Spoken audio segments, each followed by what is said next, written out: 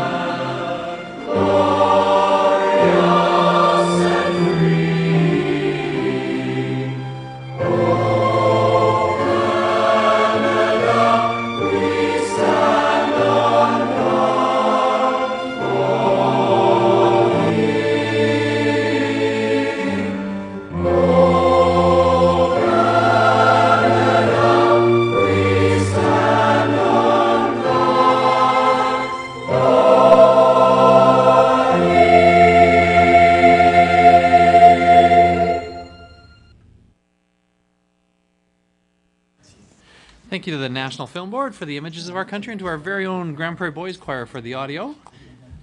We move into the adoption of the previous council meeting minutes, the minutes from March 18th, 2013. Can I have a motion to adopt those minutes? Thank you. Councillor Wong. Thank you, Mayor Given. I move that the minutes of the City Council meeting held March 18th, 2013 be adopted. Thanks very much, Councillor Wong. Any discussion or debate on that set of minutes? Any errors or omissions that council caught? Seeing none, then I'll call for the vote. Thank you. And that motion carries. That'll take us to the adoption of the agenda. I believe we had one additional item. Councillor Crokin, would you handle adoption of the agenda? Thanks, Mayor Given. I move council adopt the agenda as presented, but to include GP Century Play Project item in the agenda as 9.7. Okay, an addition of 9.7 Grand Prairie Century Play. Any discussion or debate on the recommendation for the adoption of the agenda? Seeing none, I'll call for the vote. Thank you. That motion carries. That brings us to the delegation portion of our agenda. This is an opportunity for anybody to come forward and address council on any community-related matter. Today we have a special treat for the second time in a row. The City of Grand Prairie is going to be participating in the Mayor's Poetry Challenge, which was initiated by Mayor Pat Fiecco of Regina. He has invited a number of municipalities across Canada to participate in his challenge by encouraging a local artist, a local poet, to come to a city council meeting and read a piece of poetry, which will then form a part of the council meeting minutes. Last year we were honored to have Mr. Jim Nelson attend council and give us a reading, and this year we are graced once again by another local Peace Country and Grand Prairie poet, Miss Catherine McLaughlin. Catherine has researched and written poetry for performance in the regional shows Heart's Journey and Power of the Land. She's toured parts of central and southern Alberta twice, offering readings of her Peace Country poetry and sharing her photographs of the area in a variety of venues. Catherine has created a haiku conversation with writer-photographer Olivia Catchman for Catchman's multimedia installation Out of the Blue and Into the Red at the Art Gallery of Grand Prairie. Catherine is also a contributor at dailyhaiku.org and blueskypoetry.ca, and several of her poems appear in print publications. She's an associate member of the League of Canadian Poets And on April 11th, 2013, Catherine's poem, The Passing, will be featured on the League's blog page, which celebrates National Poetry Month. Catherine is also a freelance writer, essayist, and fine art photographer, and she's lived in Grand Prairie since 1981.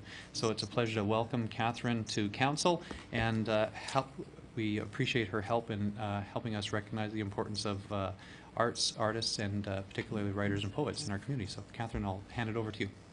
Thank you, Mayor Given and Council. It's a great privilege and honor for me to be here. So the poem I'm going to share tonight is rather brief, but it's based on a true Grand Prairie story from Grand Prairie City Hall. I think it says a lot about city staff, and it demonstrates our vulnerability.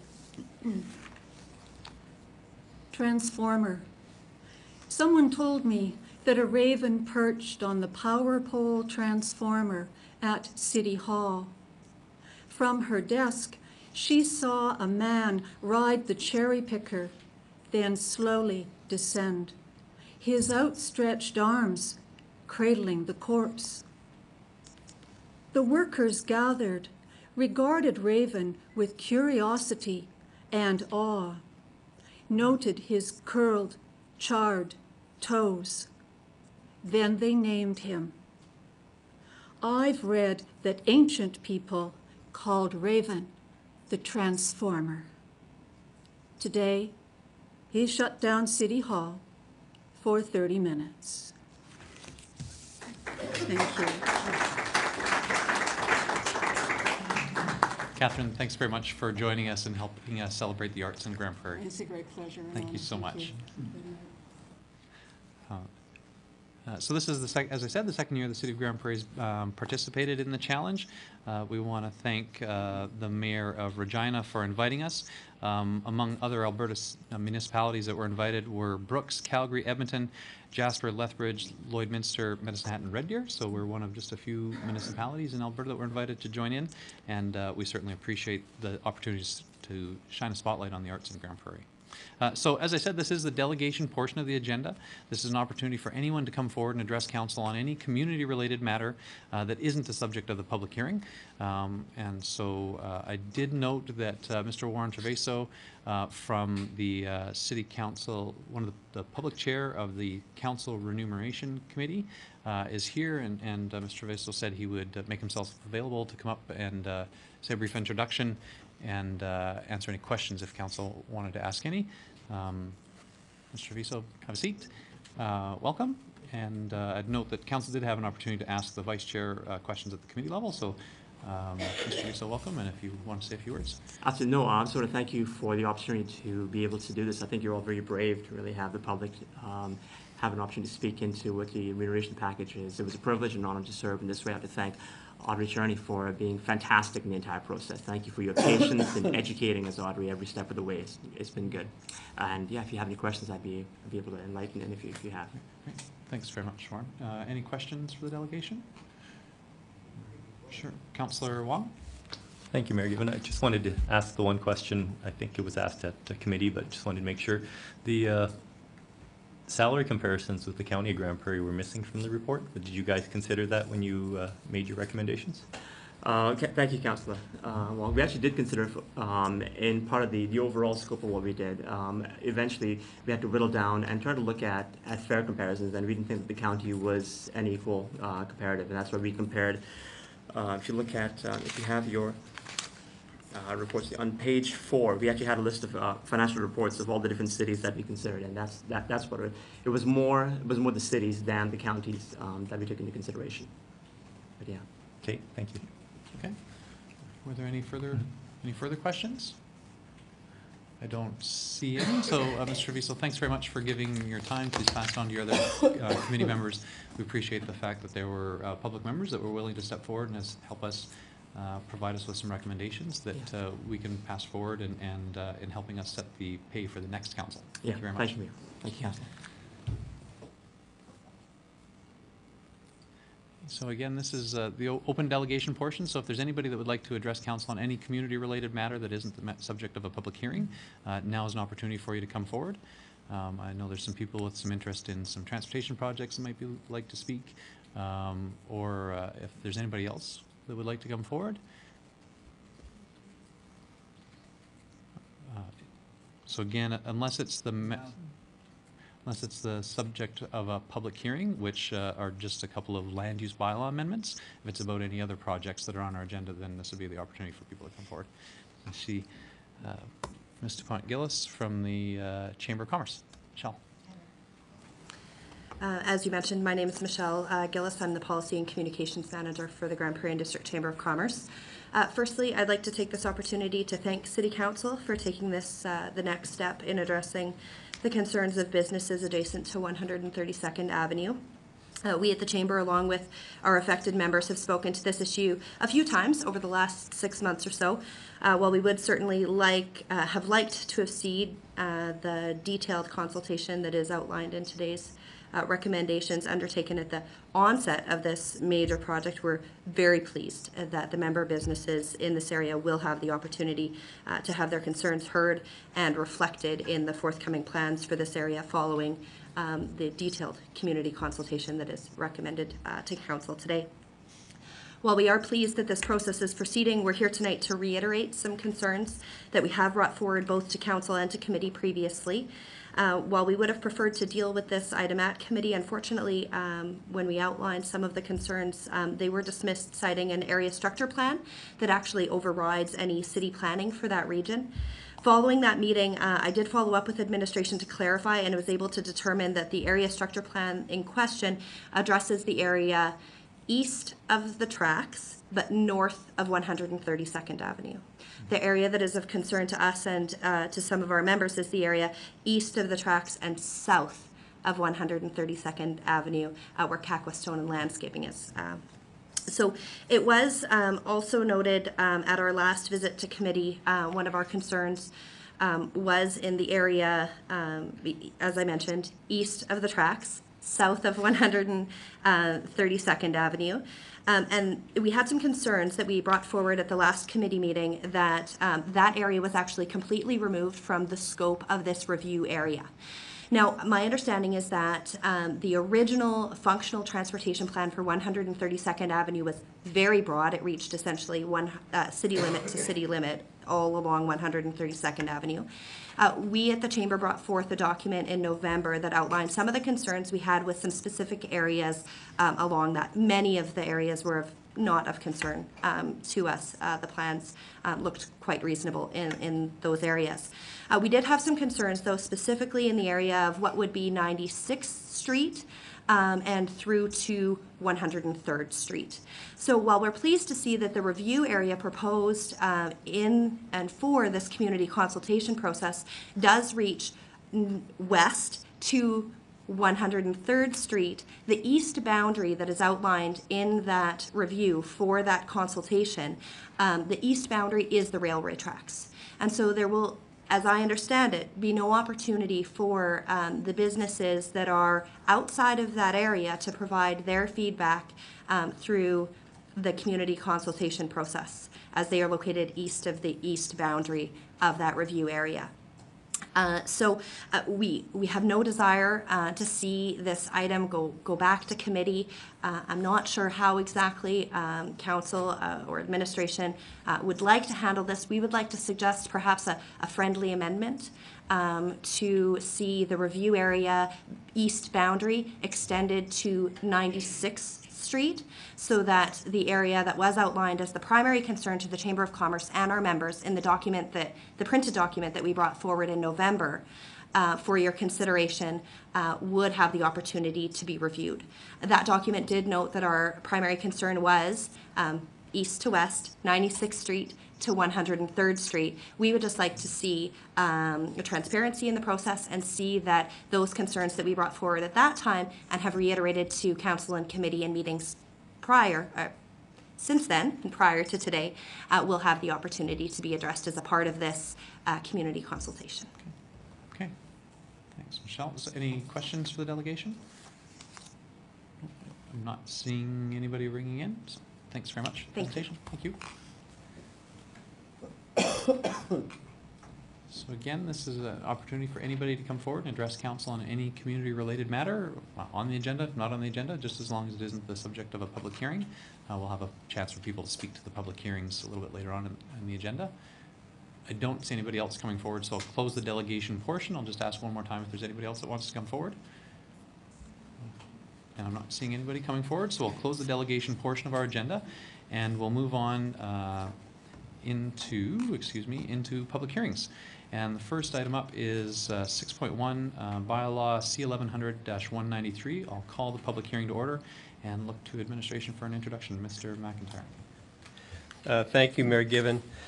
Land Use Bylaw Amendment C1100-193 relates to Council's decision earlier this year to restructure and rename Council's standing committees. And whereas the Public Works Committee will now be known as the Community Growth Committee, and because Council has delegated certain Land Use Bylaw administrative authority to that committee, it's necessary to update the Land Use Bylaw to reflect the new committee name. And while this is the attached amendment is somewhat generic in that any reference to Public Works Committee and the Land Use Bylaw now be replaced with Community Growth Committee. Particularly operative part of the Land Use Bylaw is sections 11 and 12, specifically assigning authority for certain Land Use Bylaw administrative decisions to the Public Works Committee. So that shall now be replaced with Community Growth Committee. Okay, thanks very much, Mr. McIntyre. Opportunity for presentations or submissions. Anybody that'd like to speak in favor of the proposed change, or anybody that'd like to speak opposed? This is a housekeeping amendment essentially, so I would be surprised if there's anybody that would going up to speak to this one. I don't see anybody coming forward to speak to this renaming recommendation, so I'm going to close the presentation submission portion of the public hearing, and close the public hearing, and we move on to business arising, and I would look for a motion. Councillor Wong. Thank you, Mayor Given. I move that council give bylaw C1100-193 second reading. Thanks very much, Councillor Wong. So a motion for second reading, discussion and debate on second reading. Any discussion and debate on second reading? Seeing none, I'll call for the vote. Thank you. And that motion carries. Councillor Wong. Yes, I'll move third reading of bylaw C1100-193. Thanks very much, Councillor Wong. Any discussion or debate on third reading? Seeing nobody ringing in, then I'll call for the vote.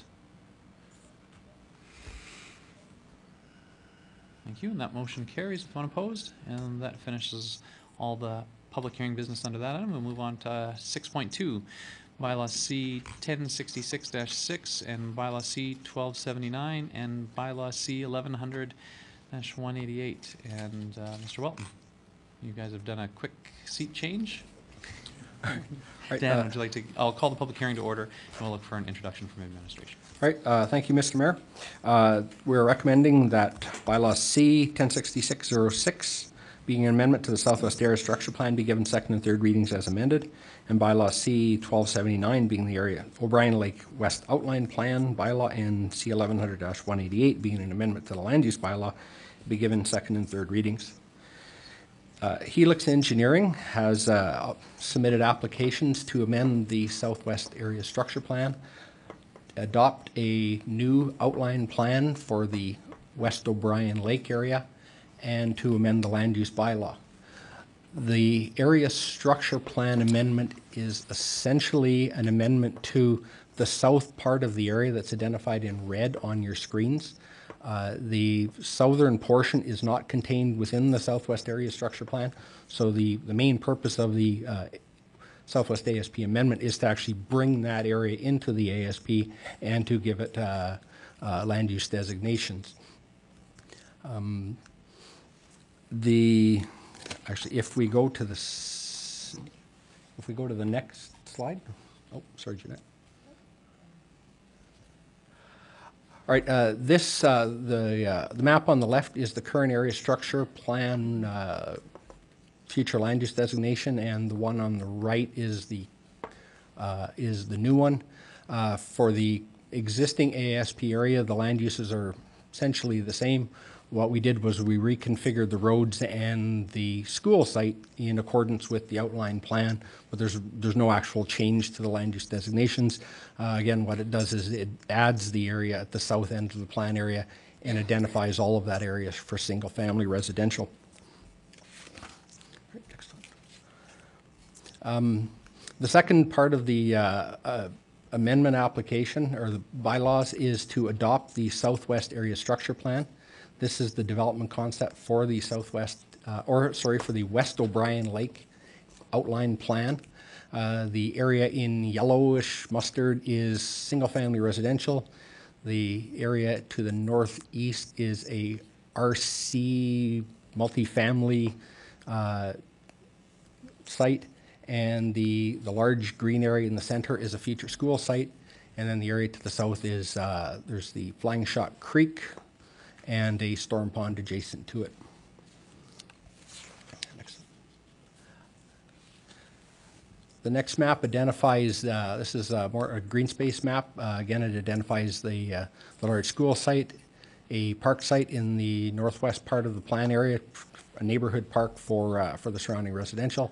And again, at the south end of the site at the Flying Shot Creek, there's environmental reserve dedicated in accordance with the municipal development plan, and there's a large storm pond beside it.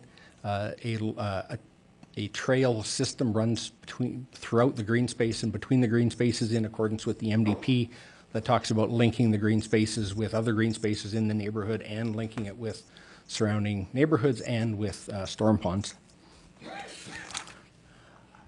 The next map identifies this is the transportation map with the exception of O'Brien Lake Drive. All of the streets are numbered, and the purple lines through the center represent a future transit route concept. And as you can see, this road is actually quite central to the single-family residential, and transit users should have fairly reasonable walking distance to future transit routes. And the final map, this is the land use bylaw map that forms the third application. Again, most of the area is identified as RG, general residential. The school site is identified as PS, and the multifamily site in the northeast corner is RC, combined residential. I pointed out in the report, and I just want to reiterate it, and it reflects on the bylaw map itself, that the RG area in the southeast corner, that area is currently in the county. We're bringing that area into the area structure plan and the outline plan, but we're not actually rezoning it. So that area in the southwest does not form part of the land use bylaw amendment application. At some point when that area is annexed, the owner of that area would have to apply to amend the land use bylaw for that area. Thank you, Mr. Mayor. Okay, thanks very much, Mr. McIntyre. So an opportunity for questions for administration. Sorry, excuse me, Mr. Welton. I changed seats so quickly. Opportunity for questions for administration. Mr. Welton, I had one around the school site. There was some concern, I think, raised by the public school board about that school site. So has that been addressed? And can you speak to how it was addressed? Thank you, Mr. Mayor. That has been addressed. The comments that were out there were based on the first draft. We realized even before we sent the circulation out with the first draft that the school site configuration was not ideal, and it would be changing, but it was part of the first circulation, and so in the back and forth process with the developer, we've come up with something that school boards are satisfied with. Okay. And so the school boards have seen this draft? They have seen this draft, and yes. Okay, thanks very much. Councillor Crokin? Thanks, Mayor Given. Yeah, could you also tell me, it's going to cause increased traffic, and I see you have one outlet on 68th Avenue, but is there going to be an abundance of traffic flowing through to the original O'Brien Lake plan? I do believe we're planning for some kind of lights there, like pedestrian crossing. The amount of children there is just tremendous, and safety is a big issue. Thank you, Mr. Mayor. I can't speak too much on the transportation. The applicant is here. They've done a transportation impact assessment report, which has been adopted by our engineering department, which satisfies them with respect to how the transportation is going to work.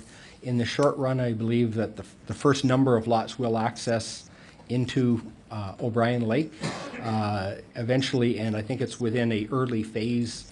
The city does require a second access out onto an arterial road, and so the access, it will have access out onto 68th Avenue, and eventually the area to the west will develop, and therefore this neighborhood will also have access onto 116th Street at some point.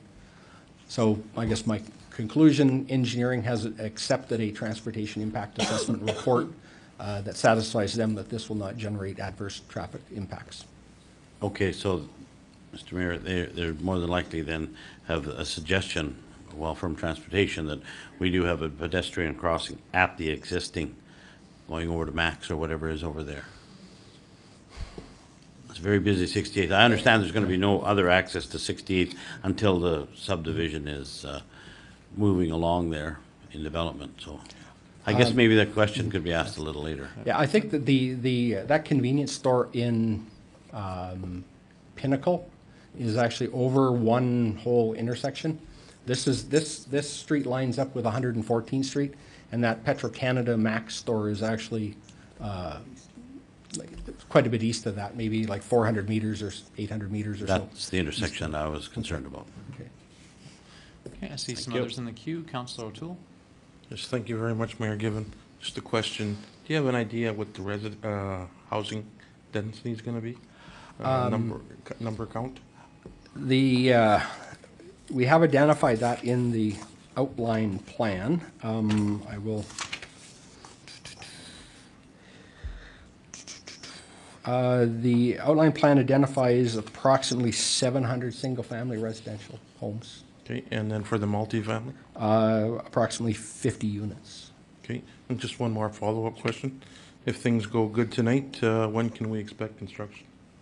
That's probably a better question for the delegation Okay. rather than for our administration. They probably have some phasing information for us. That's fine. Okay. Councillor Radburn.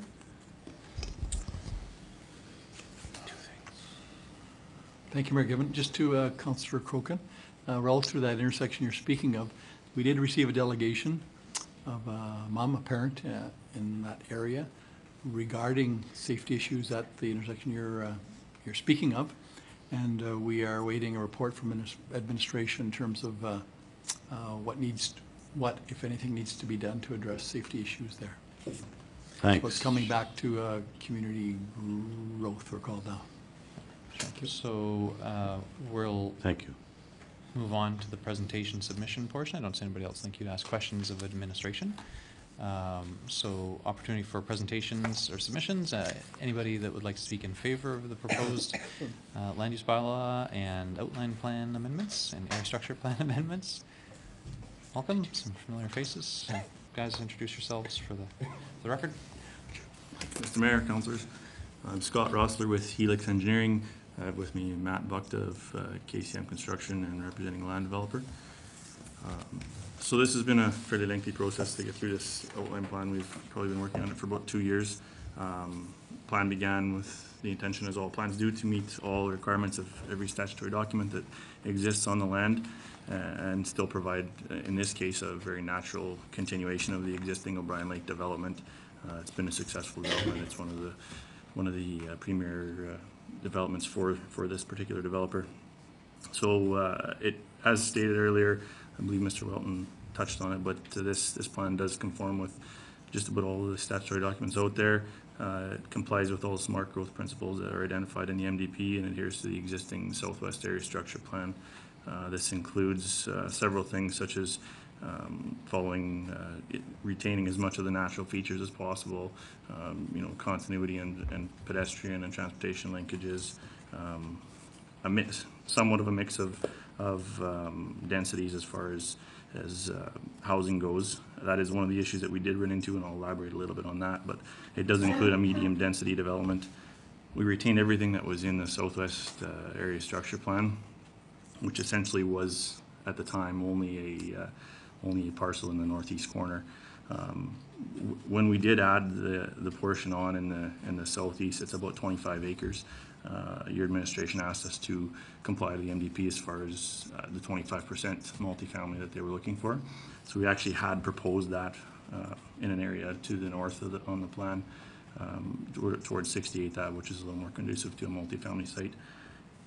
Once that went, once we got that circulated, we actually basically found out that that there was some servicing constraints with Aquaterra, so we actually backed off on the multifamily just due to the fact that we'd added some area in the capacity of the West Trunk Sewer, which is an ongoing project right now with them, was something that they were concerned about. So we pulled that off. We did retain the single RC site in the northeast corner, which is, as most of you know, is a kind of a halfway between an RG zoning and a RL zoning and RM, which is a apartment building style. So row housing, townhomes, duplexes, things like that.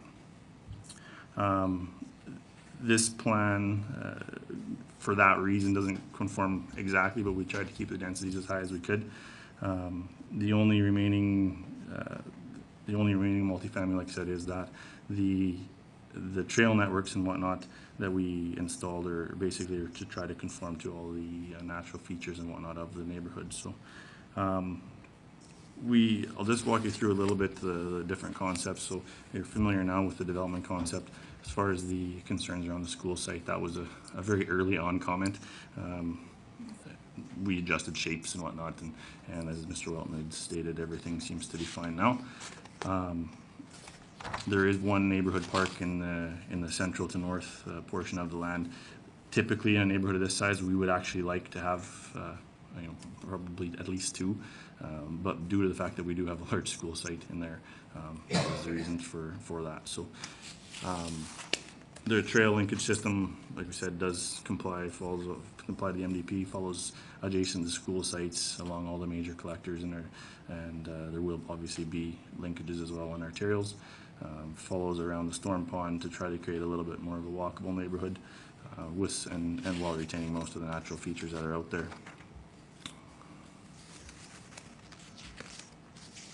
There was an abundance of reports done on this as part of your MDP. We've completed biophysical reports, we've completed geotechnical reports, several we took runs at riparian setbacks, things like that. So we tried to maintain as much of the natural topography and features as we could.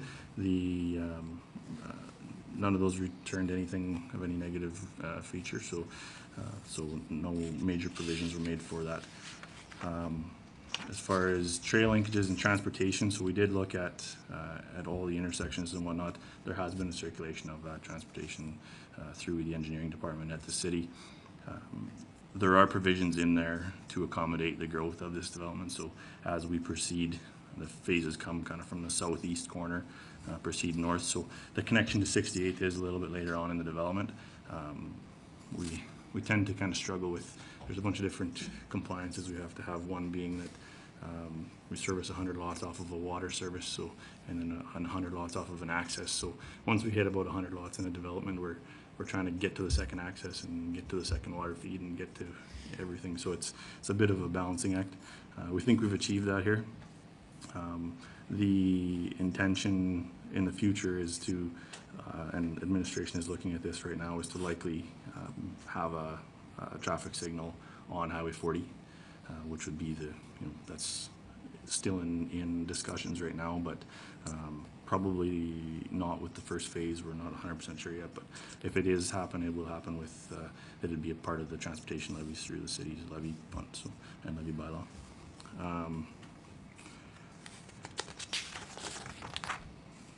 Water systems and sanitary systems were addressed through Aquaterra. No major concerns other than the previously identified portion of which I talked about around the West Trunk Sewer.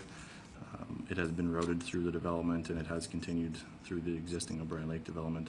The only thing that I guess is a little bit different from most is that there's a corner in the southwest corner. There's a parcel that is segregated from the rest of the development, which would be accessed off of a gravel road.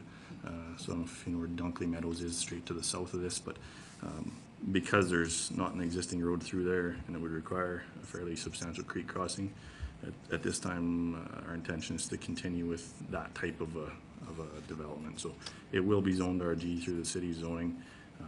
You know, so we've put it as one of the last phases in the development, so we'll see where things are at that time, but likely it'll be accessed off of the gravel road and be seen probably more as an extension of Dunkley Meadows than of the O'Brien Lake development. So, storm sewer system, everything was sized according with engineering and Alberta Environment's best management practices. First phases for this development are currently underway and have actually been submitted to the city engineering department. It's the first phases are approximately 90 lots, so it's you know, the intention is to carry on just as we were with the O'Brien Lake development. So that's kind of a lowdown, I guess, on the development. If you do have any questions, I'd be happy to answer them. Okay. Thanks very much, Mr. Rossler. So questions for the delegation? Councillor Crokin. Thanks, Mayor Bill. Thanks, you did answer a question that I hadn't asked, but that Highway 40 with the lights there, I guess we'll get to that when we get to that. But I'm still concerned about that crosswalk by Petro-Canada there for children's safety. You know, we're gonna have more and more, like you said, about 100 houses, and there's gonna be 1.5 child per house. So, you know, getting to school, getting wherever. Mm-hmm. Absolutely. So the first phase of that, the phase I'm talking about, Yep. it actually connects to the south end of O'Brien. So there won't be any increased traffic on the north portion of it. So Okay. Once the second connection comes through, then yes, absolutely. And that's something that typically we deal with through the engineering department. So if there is an increased, and that, you know, I can look at the report and find out, but if there is increase to the point where we require lights or signals or something like that, and we do look at pedestrian safety and whatnot through those reports. So obviously that's of concern to us as well. And if there are any, if in the second phase, if that comes up as something that's required, then it would be whether it be a pedestrian light or a traffic signal would be all dealt with at that time. So, Pedestrian for now would be yeah. dandy. Thanks, Mayor Gill. Thanks, Councillor Crokin. Any further questions for the delegation? Councillor O'Toole. Yes, thank you very much, Mayor Given. So, as presented before, if everything goes good tonight, would you be making, what kind of an estimate would you be starting on construction? We have engineering drawings, like I said, submitted to the city right now. Subdivision application will follow this. Hearing. So the intention is to be in the ground with that 90 lot phase May 1st. So you'd have homes built next year? Yeah, we wouldn't probably be able to obtain development and building permits until, you know, fall, late September, October, likely at the earliest. But I mean, if construction season goes well and we have good weather, then yeah, definitely you'll see houses there in the fall. So. Okay, thank you. Any further questions for the delegation? Councillor Radbourne. Thank you, Mayor Given. No questions, just a thank you. Just really appreciate that your plan has identified the design of the neighborhood. Our notes say includes such smart growth principles as, and so just for interest sake of our viewers, I just thought I'd highlight some of the things that I thought were progressive. The water course is integrated into the storm water system. The street layout is a modified grid. The neighborhood connects to and expands the citywide multi-use trail system. Stormwater management has been designed as part of the open space system, and the road network is intended to accommodate expansion of the transit system along the collector road. So kudos for incorporating those features into the development. Any further questions, comments for the delegation? Seeing none, I think, guys, you're off the hook. Thanks very much for being here to present tonight. If there's any concerns, I don't know if there's anyone speaker in opposition, but if we would love to be offered the opportunity to respond if there are any opposition. Certainly, if council has any additional questions that are generated by any delegations, then certainly we would be looking for answers, and great if you guys can stick around. So again, this is the delegation portion of this public hearing. An opportunity for anybody that wishes to come forward and speak in favor of the application. We'll call a couple times for anybody that would like to come forward and speak in favor of the application. And then I'll switch it to say if there's anybody that'd like to speak in, oh, sorry, if you'd like to speak, come on forward. Come on up to the presenter's mic, have a seat, be welcome, and introduce yourself, please. Thank you, Mr. Mayor. My name is Bob Beatty. The land that we're talking about has been in my family since 1961, actually. It is my understanding that there might be some concerns with the slightly higher density of the parcel in the northeast corner, which in fact belongs to my mother. When we decided that we were going to sell the majority of the land, we had options available to us as to the developers that would ultimately develop the subdivision. We picked the O'Brien Lake Group because we believed that they would develop it in a manner that would suit the values of our family. So I want to assure everyone that whatever we do in the northeast corner, while it might be higher density, it will not be lower quality. That would not suit the objectives that we set out for ourselves as a family. Thanks very much, Mr. We appreciate you being here. I don't know if there are any questions for the delegation. Before I let you totally escape, I'll just check to make sure. I don't see anybody ask the Councillor O'Toole. Yeah, I'd like to thank you very much for coming up to the microphone. Thanks very much, Mr. Beatty. Is there anybody else that would like to speak to the application? Is there anybody else that'd like to come forward to speak to the application in favor or in opposition? Anybody would like to come forward to speak in opposition? Sure. Come on forward. Have a seat. Be welcome. Introduce yourself. Hi. Thank you for taking the time to sit with us today. I'm a resident of O'Brien Lake. My name is Corey Selker. I am a disabled mother. I've actually been diagnosed with RRMS. I have 3 children. We live directly across from the Mac store. And I thank you very, very much, Mr. Crokin, for bringing up the traffic lights. That really, really means a lot to me. We do have a few concerns, not just for the safety of the children, but for all people who cross that road. It is very dangerous, and it's especially scary in the wintertime. And at night, it's very dark. And so for me to sit on my deck or in my kitchen window and to watch people nearly get hit scares the life out of me. And I don't want to be the person that has to witness this or call an ambulance on their behalf, as I probably won't be able to get to them in time. Also, speaking on behalf of a few other residents, including myself and my family in O'Brien Lake, we are concerned about the multifamily use section in the second part of the amendment.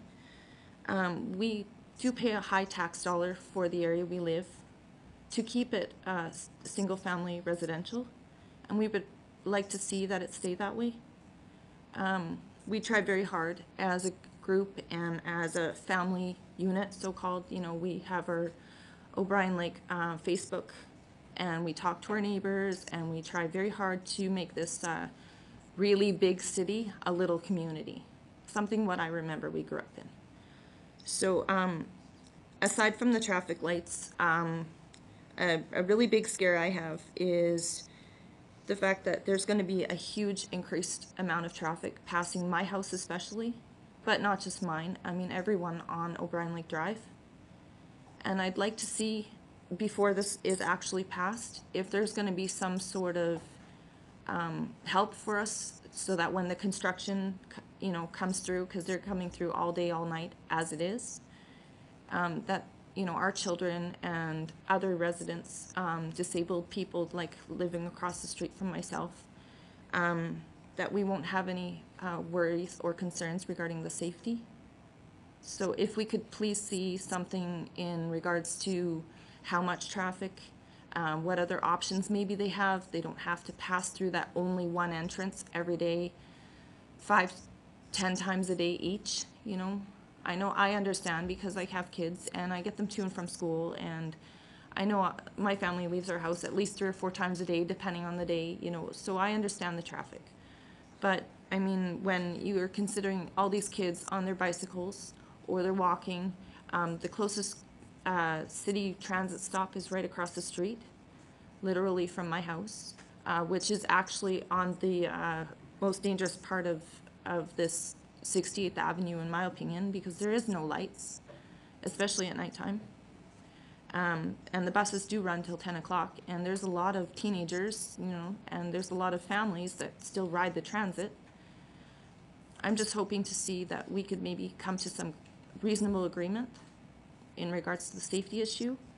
I'm not sure how to address the multifamily issue. I would just like to see that it doesn't decrease the current property values that we do currently have, as I do feel that we do pay a lot, and I'd like to see that money continue to improve what we already have and what we're working to on a current common goal to work towards. I hope that we're not asking too much, but, you know, safety is above all my biggest concern.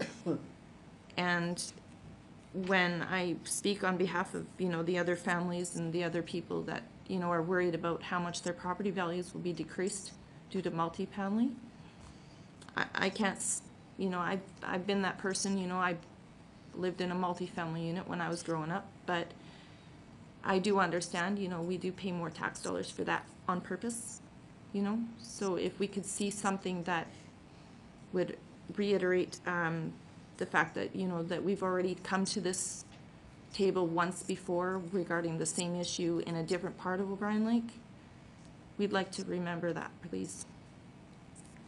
Thank you.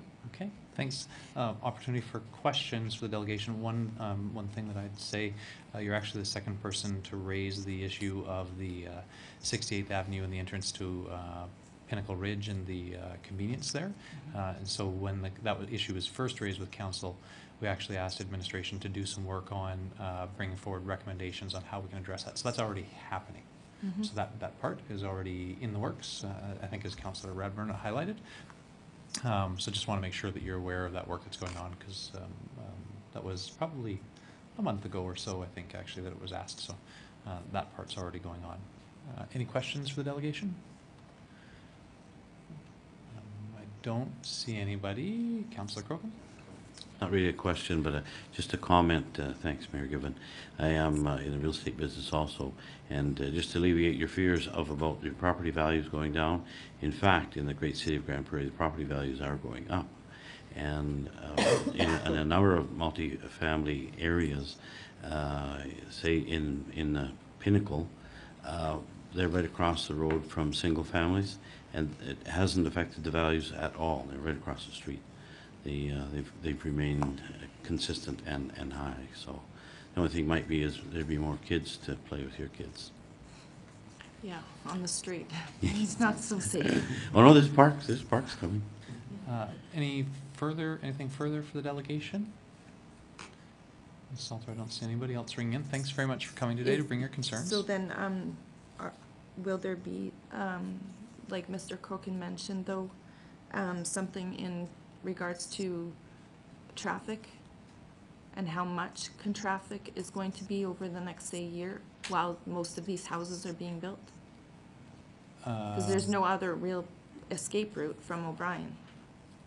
Okay, so this is an opportunity for questions. Council members have heard your concerns. We're going to have another opportunity to ask questions of administration, so I'll be up to the council member to ask about that. We did hear, though, that they were required to build, if I'm going to try to be paraphrasing, they were required as part of their planning process to do a traffic study, which was done. And I heard them say, the previous presenters say that they plan on doing their first phase at the southeast corner of the development, which would mean that the construction traffic's shortest distance would be to go out along the south side of O'Brien Lake and continue out to Highway 40 from there. So I guess if you're, so is that because your concern is about people coming out through O'Brien Lake and exiting north onto 68th Avenue? Well, exactly. The intersection of 68th Avenue, O'Brien Lake Drive, and Pinnacle. Okay, I yeah. mean, it's already congested. There is no traffic lights. There is no nighttime lights. There is no safety measures for the children or other family members or pedestrians crossing, and that is where the city transit stop is. Okay, So we've heard that concern. Like I said, there is already work going on about that intersection, and so maybe I don't know if we can get an update from administration about whether that's progressing or not. But council members have heard your concern, and so this is a chance for you to sort of make sure that we're aware of those concerns, and then it's up to council members to ask about them to administration, and then recognizing everything we've heard, make a decision on the recommendation that's in front of us tonight. Thank you. Okay, thank you.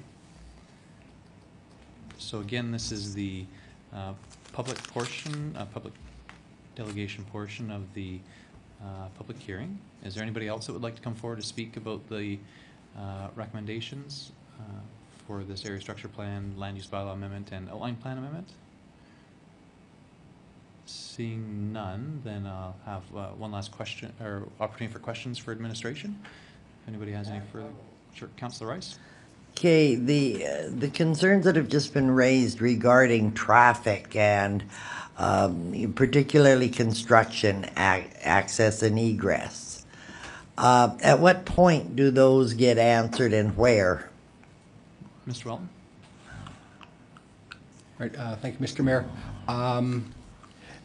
At the, I guess, sort of in the general design of the neighborhood and the phasing and how much they can do with a single access, the city has certain policies with regarding just general, like water and fire access is the other one, where no more than 100 single-family lots off a single access.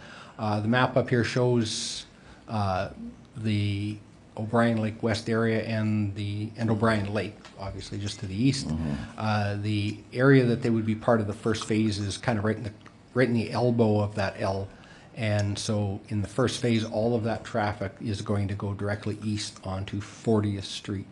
It's not until later phases where traffic is going to be, like in the second and third phase, they're going to be moving north, and at that point they're going to be accessing onto O'Brien Lake Drive, which then goes up onto 68th Avenue. With respect to construction traffic, I think I will ask the developer and his consultant to try and address that question, Mr. Mayor. Thank you. Sure. So that's sort of an implementation question. So if maybe we could have Mr. Rossler come up and answer that question for council. Well, Mr. Rossler is coming up. Can I ask the issue of lights at the bus stop and crossing lights? Is that coming to community? Something. Yeah, I believe that's coming to the Community Growth Committee. I don't know if excuse me, Community Safety. Thank you. Thanks. So I don't know if administration has a timeline on when they expect to have that report back from engineering. Do we have a projection? Mr. Kyle? Norm? Yeah, Norman Kyle, Engineering Service. Thank you, Your Worship. We we actually did undertake a study at that 68th Avenue O'Brien Lake intersection last year, and that's what triggered the need for the pedestrian crossing signs and the painted crosswalk going up. We are waiting to hear back from ATCO Electric as far as street lighting levels. We've asked them to review that. We expect to hear from them shortly on that. We're in the midst of finalizing our Missing Link sidewalk trail program for this year, because there is a couple of sections of sidewalk missing. We anticipate undertaking some additional study and analysis early May, and we would hope to have that report coming back to council or committee, Community Safety Committee, in June. One other thing with this development is we do realize that it will at some point trigger lights on 68th Avenue, and that's something that we're looking at consideration for future budget cycle deliberations. Okay. Thanks very much, Mr. Kyle. And Mr. Kyle, my word of advice to you would be that you make yourself a real nuisance with ATCO. Otherwise, we will all be old and gray before they respond. I will be bothering them several times this week. Thank you. Mr. Rossler, can you guys speak to the, I guess, phasing and sort of construction implementation plans? Yeah, so as Mr. Welton had pointed out, the phase that we would be constructing this year is in the elbow portion of that. So now and Mr. Buckta is with me. He runs the commercial and residential building divisions. So like you said earlier, the natural exit route for traffic that was constructing in that new phase would be along 60th Ave.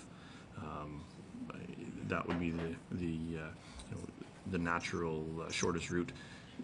The majority of the rest of the development is built out, so there's likely a few lots left, I would think, in the southwest corner of O'Brien Lake that are still developing, but obviously we do try to control construction traffic while we're there, especially during a lot construction. When it comes to home building, it's a little more difficult. We tend to have guys kind of going wherever they want, but I guess the only thing that we can say about construction traffic really is that is the shortest distance. So, reason would say that they would exit to Highway 40 rather than north to 68th. Okay, thanks for that, guys. So we'll move. I don't know if there's anything further to add. No, you said it great. Okay, thanks for providing that for us. I got one. So this is an opportunity for questions for administration. The delegation was up earlier, and so Councillor Crokin, what did you have? What's your question? Thanks for giving. On the area structure plan, we ran into this on the south side, and is it Countryside South, where they were developing to the east, and they had a construction-only access, which this would kind of maybe pair up with that, where only construction vehicles could get in through there. This might be part of it. Is that not correct, Dan? I'm not familiar with what you're describing. So, Councillor Crokin, I think the situations that I've seen, like you're talking about, is where the city, there's a temporary road or a temporary access. The only way that I would see that happening here would be to put it closer to the area of concern rather than further away. So you're suggesting we have a temporary road that runs all the way to 68th Avenue through the development? No, Your Worship, just where they're doing their first lots will be at the top part? No, their first lots are at the bottom part. Oh, okay, we'll get rid of that idea. Okay. So, gentlemen, thanks very much. Yeah. Councillor Rice, did you have a question for administration? Okay, Councillor Wong? Yes, question for administration. 68th Avenue, I seem to remember, is designed to be a major arterial road through the city. What kind of traffic volumes can we expect on that road? Mr. Welton? I would have to defer that to Mr. Kyle if he is available to answer that question. It's a good thing you showed up, Mark. Mr. Kyle?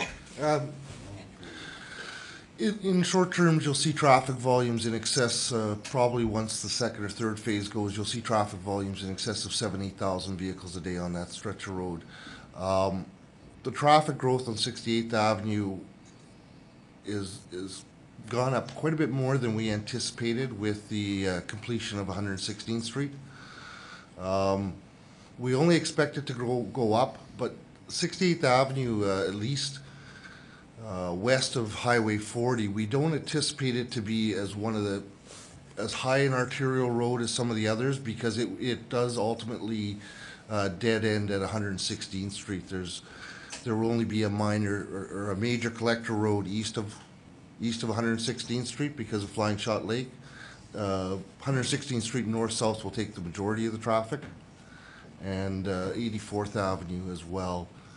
So it will ultimately get up in traffic volumes, but it won't be as bad as a Highway 40 for traffic volumes ultimately, or a 100th Avenue type thing. Okay, but that is expected, right? That isn't a surprise to us. It's anticipated, and again, not this section of 68th Avenue, but that's probably something we're looking at future budget cycles, is some upgrading of other parts of 68th Avenue to a 4-lane roadway. Okay, and so that's also being taken into account when you're deciding whether or not you're going to create a safe access across that road? Yes. Okay, thank you. Okay, thanks very much. Any further questions for administration? Seeing none, then I'll close the public hearing and move on to business arising. Councillor Rice.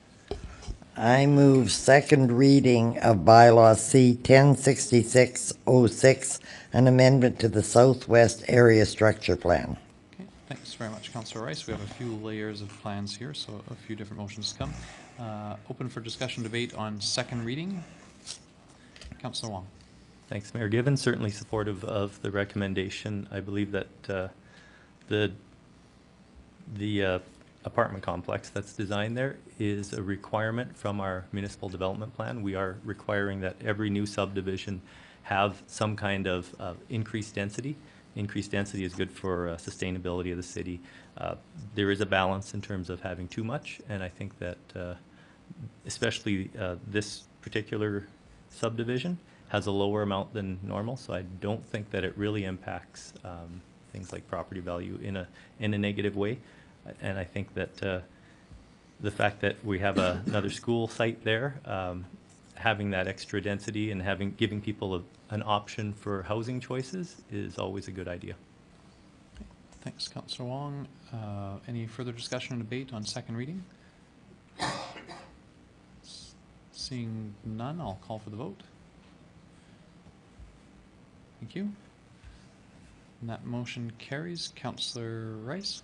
I move third reading. Sorry, Councillor Rice, can you get your microphone? I move third reading of bylaw C-1066. Thanks very much, Councillor Rice. So motion for third reading.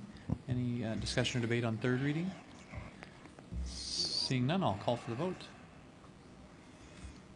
Thank you. That motion carries.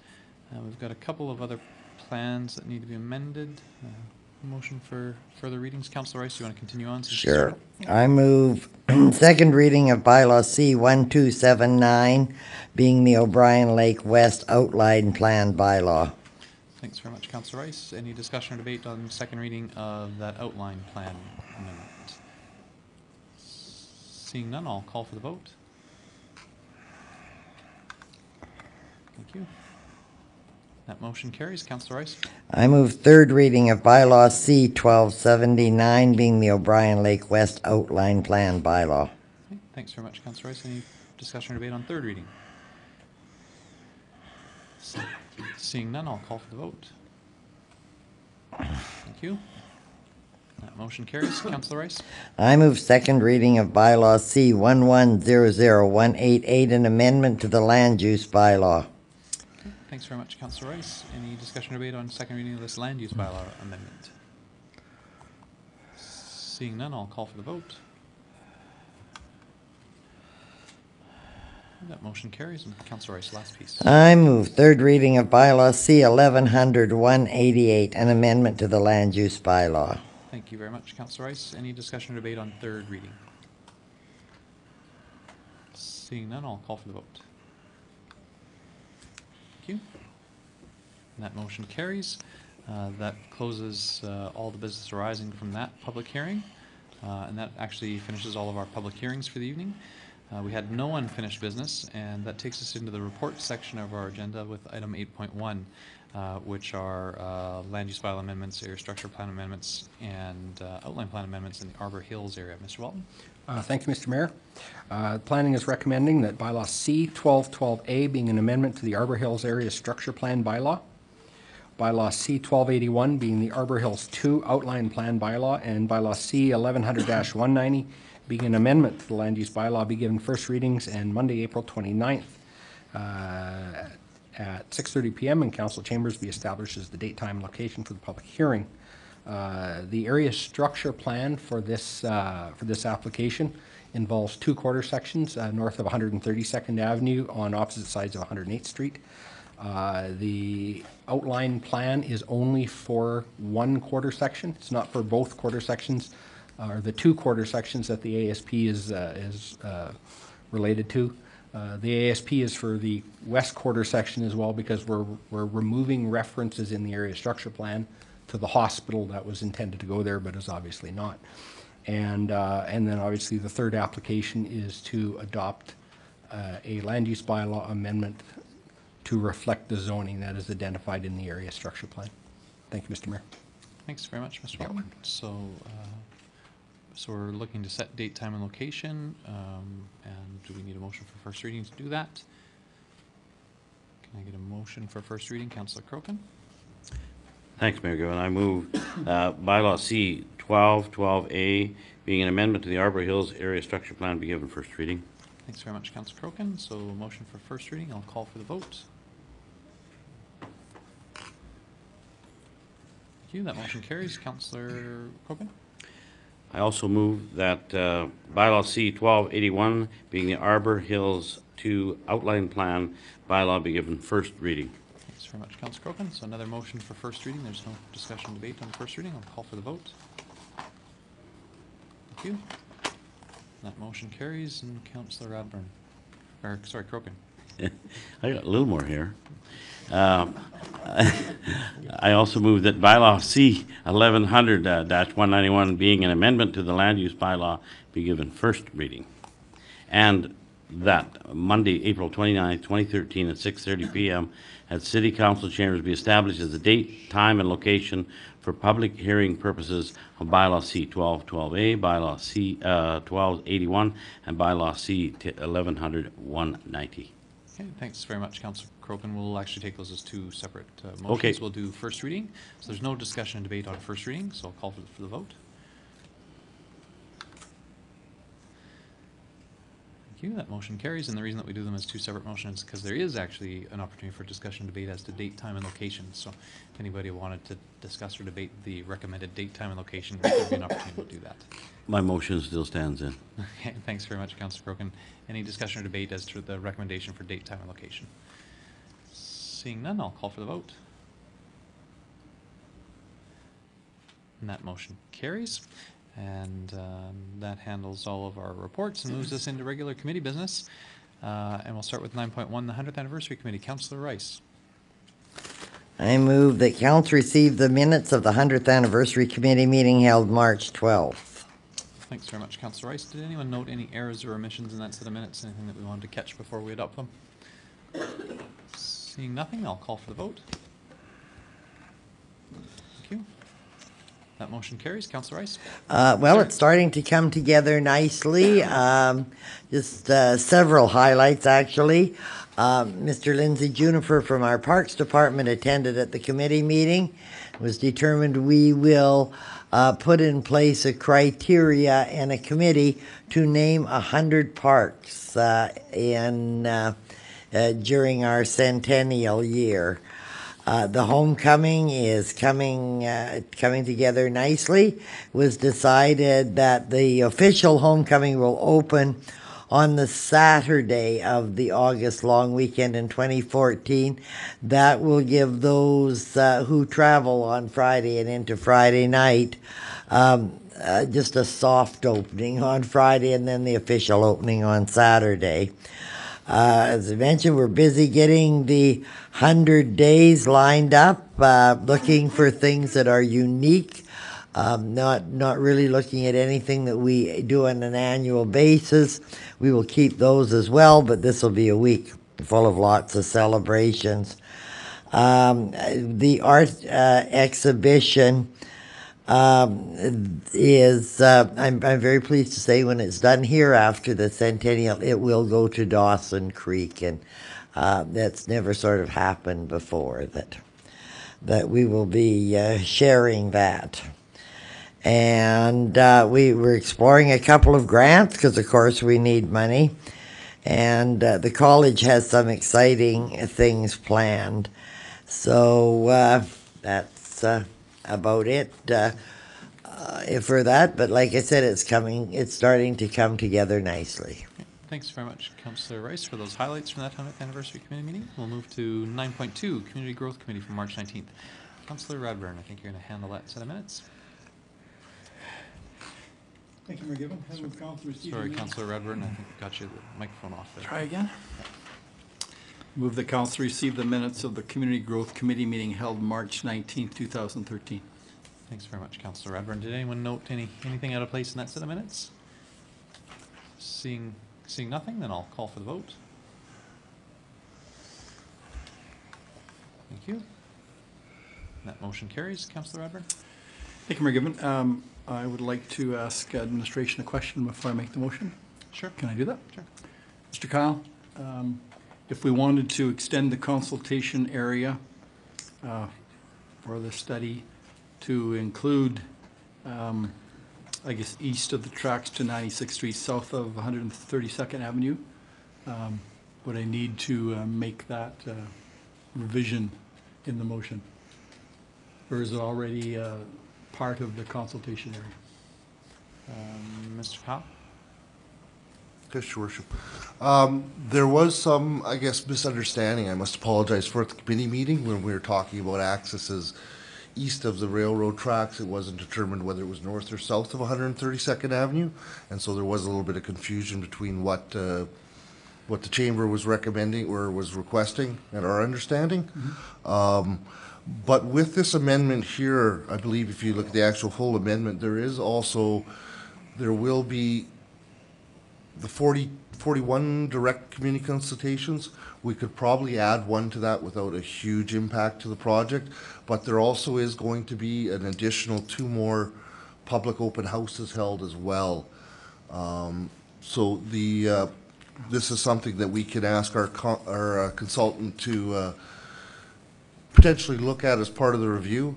And if not as part of the review, as part of the overall 132nd Avenue functional study, definitely, because the study hasn't been adopted by council, the 2 open houses would be available for any additional concerns that arise between now and then as well. I think the city will probably be contacting the landowner anyways. Councillor Radbourne? Thank you, McGivern. Just to ensure that happens, this will be my motion. I would move council approve the 132nd Avenue functional study, revised terms of reference and increased scope of work in the amount of $149,200 from the future expenditure reserve. And further, that the consultation area for the study be extended to east to 96th Street, south of 132nd Avenue. So if I could speak to the motion, please. I guess you've heard some of the background already this evening. I think that the initial open houses and that consultation didn't really satisfy landowners at when the study was presented. There were still significant concerns from those affected, particularly with respect to access to their businesses.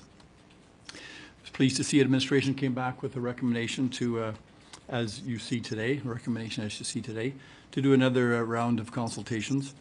I think that a couple of things to note.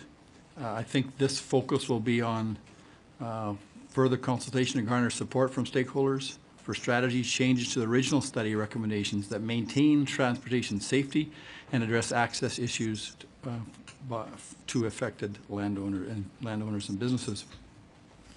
And I think the feedback at the committee was, and I think administration took note of this, is that I think the feedback can again be comprehensive, but can focus more on looking at solutions, strategies to make it work, both safety-wise and access-wise.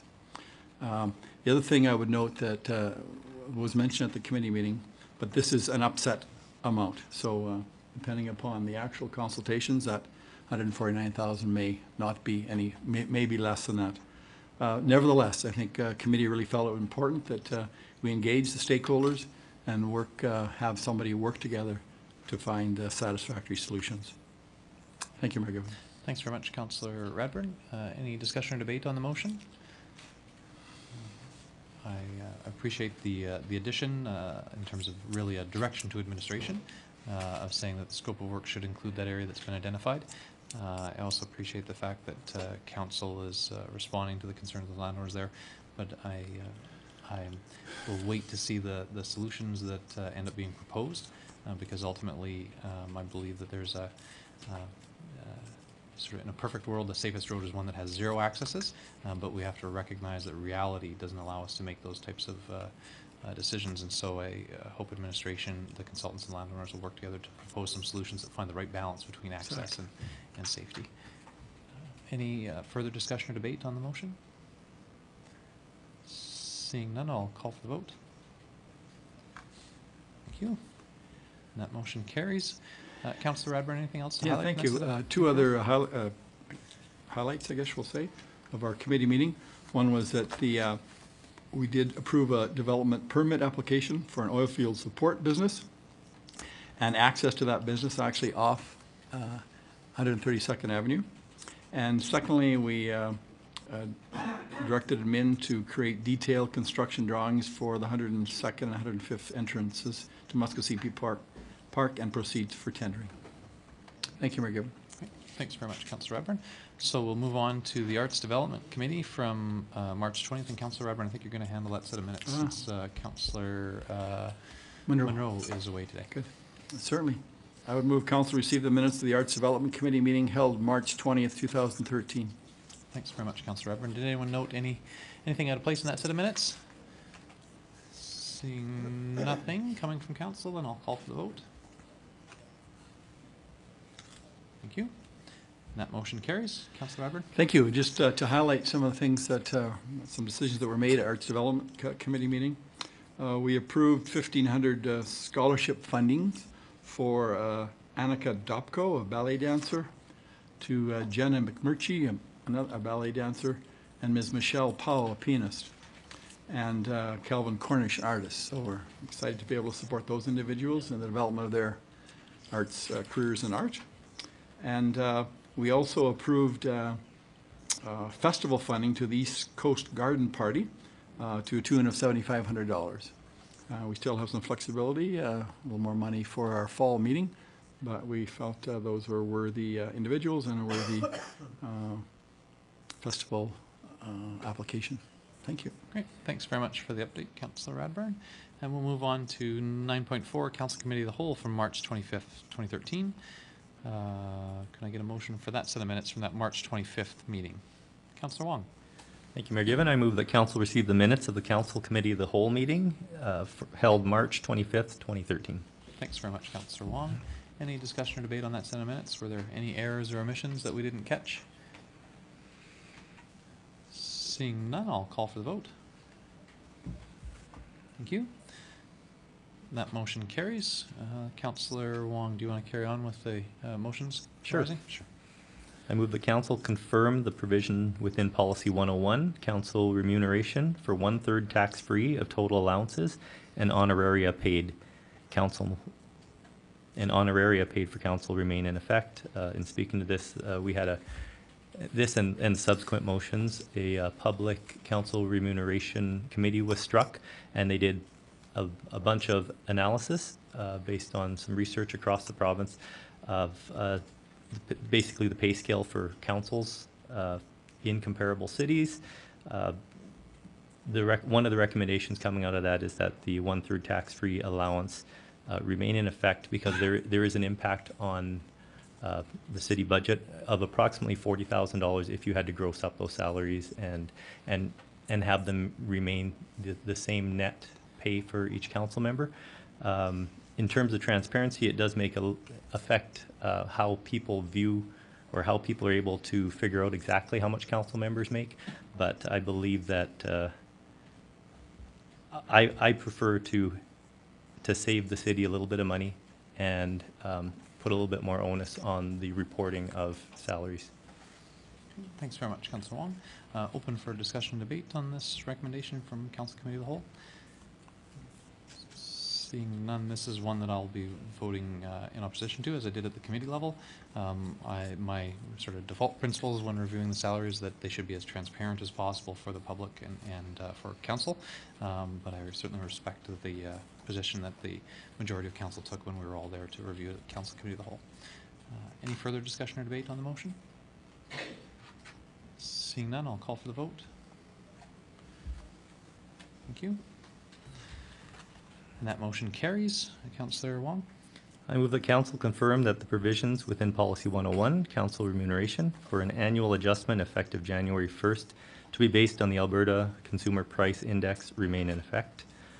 This has been a fairly long-standing policy. I believe it's affected council salaries approximately 1% over the last 4 or 5 years now, and it's just to adjust for inflation.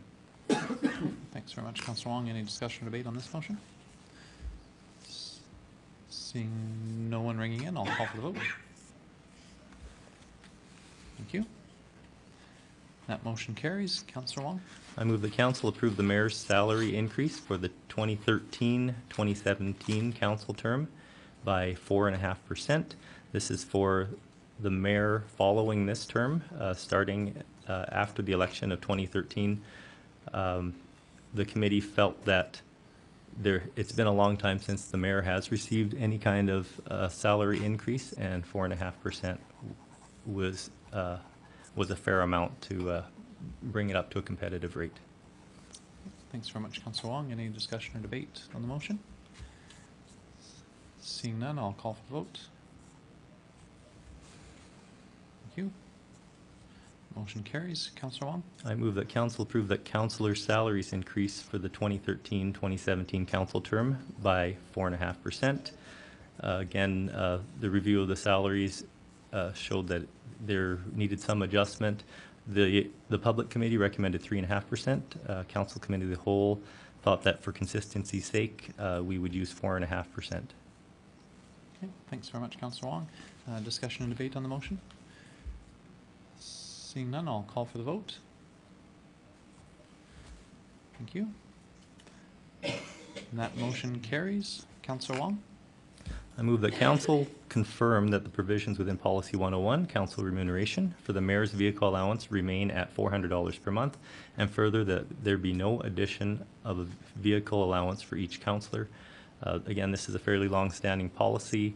The $400 per month allowance, I think the mayor felt that that was a fair amount. The committee certainly felt that it didn't need to be changed at all. The mayor is asked to do quite a bit of travel on behalf of the city, and to be compensated for either the use of his personal vehicle or to have a city vehicle. That's what this is designed to take in account, and so that there would be no personal costs to the mayor for traveling on behalf of the city. Thanks very much, Councillor Wong. And I'll just to speak to this briefly, that rate, I think, has been the same since it was introduced sometime in the early 2000s.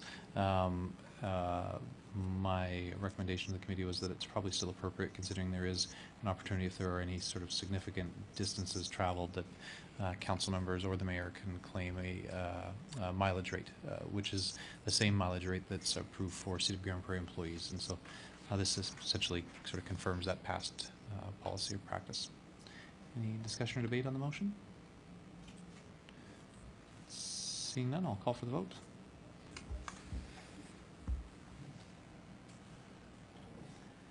I'm looking for one more, I think, Council, unless somebody left the room. Thank you. That motion carries. Councillor Wong? Yes, I move that council approve the addition of an annual flexible spending account for mayor and council, equivalent to 6.25% of the base annual salary for the 2013-2017 council term. Again, this is for the new council coming in.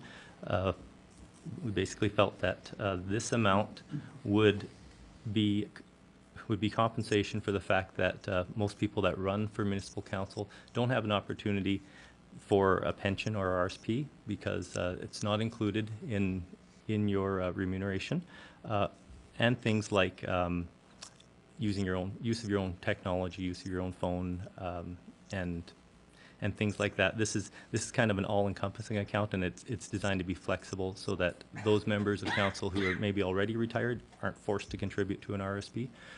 Other members of city staff do have a pension or an RSP, and this is something that is fairly common practice in the workplace, that especially for larger employers, to have some kind of retirement plan. Thanks, Councillor Wong. I'll open for discussion debate. I'll speak in favor of this. I really appreciate the recommendation of flexibility.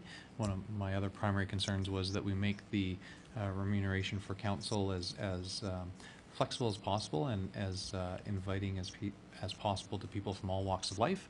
And so I think the flexible spending account is really appropriate rather than just a pension contribution, which for some people at different stages of their life or from different careers wouldn't be ideal. So as Councillor Wong mentioned, I think that the flexibility of this, being able to apply it to what's most appropriate for that individual, really hopefully will address some of the challenges that we might have otherwise, and helps us sort of tailor the remuneration to something that's appropriate for the individual, and hopefully will encourage more people to consider running for council. Any further discussion or debate on the motion? Seeing none, I'll call for the vote. Thanks very much. That motion carries. Councillor Wong, I think that was all the business from that committee. Yeah, there was one item that was referred, and that had to do with the per diem structure. And council is going, or committee is going to await a report back on the current system and how well it's being utilized. Thanks very much, Councillor Wong. Councillor Wong, you might as well leave your microphone on, I guess, because we're going to move to 9.5 Community Safety Committee from March 26th. Sure. I move that council receive the minutes of the Community Safety Committee meeting held March 26, 2013.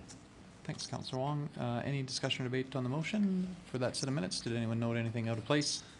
I note that administration did hand around an updated set of minutes, and so they caught something for us, so all of us are referencing that updated set of minutes. So there shouldn't be anything out of place on the second go-around. And I don't see anybody ringing in with anything, so we'll move on to the vote for that set of minutes.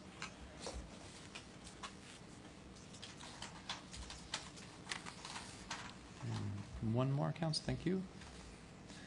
That motion carries. Councillor Wong.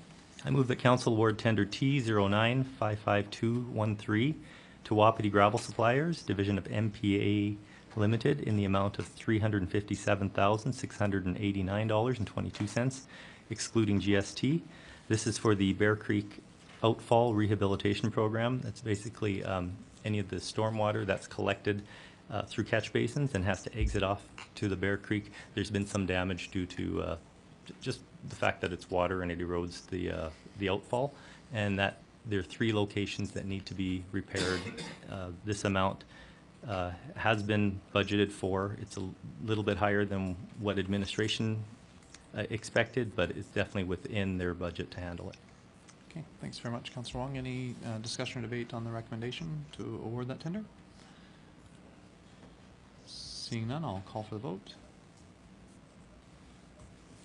Thank you. That motion carries. Councillor Wong, anything else you want to highlight from that set of minutes? Just wanted to highlight the fact that we had Mr. Dan Gorman from Evergreen Park come into the committee and ask about directional signage for Evergreen Park, seeing as it's a well-utilized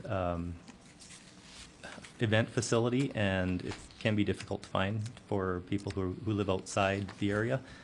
So a report is being drafted by administration with recommendations on signage locations.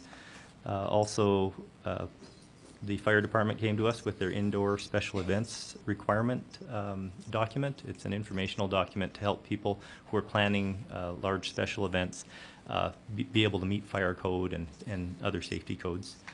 Also, we had a referral regarding an abandoned property on the north side of town, and a cross-functional team has already started looking at that between enforcement services, community, crime prevention, and I can't remember the third department, but it was a cross-functional team.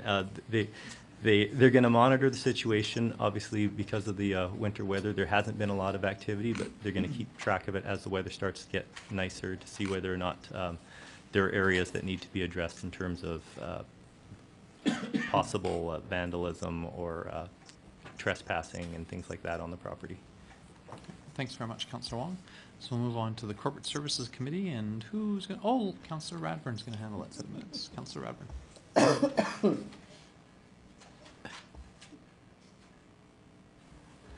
Thank you, Mayor Given.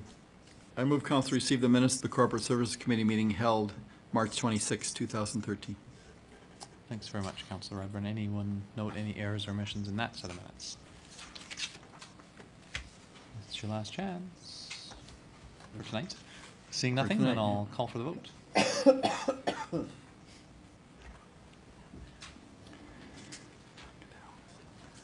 I'm looking for one more vote, Council.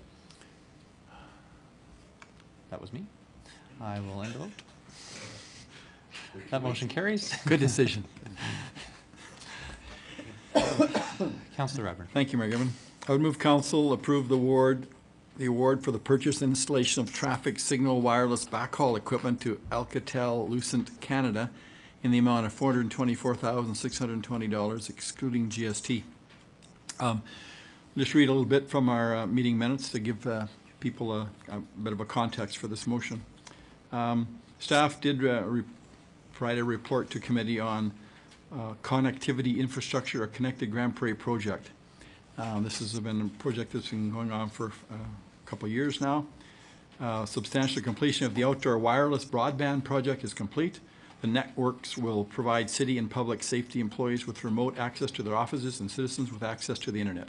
ITS is currently configuring the network components and testing various city business applications and anticipate that staff will be utilizing the wireless network within a couple of months. This project will also allow the city to achieve its vision of creating a more mobile workforce and provide innovative services relating to different modes of transport and traffic management. This tender is actually, as I understand it, the physical structure that people will see at traffic intersections to help manage traffic flow better. So that's really the purpose of, that's the fit of this. So the entire project is about a $4 million project. It's funded through Building Canada Fund, City IT reserves, and IT project capital budget. I think we spent about $3 million or out of the $4 million, so we're moving forward and almost have this complete. Thank you. Thanks very much, Councillor Redburn. Any discussion or debate on that recommendation? Motion seeing none, I'll call for the vote. Thank you. That motion carries. Councillor Redburn. Thank you. And finally, Mayor Gibbon, I would move council approve the removal of $300,000 from the 2013 capital plan allocated for the 2013 internet voting pilot project. And further, that the funding remain in the future expenditures reserved to be used for other projects that may be identified by council.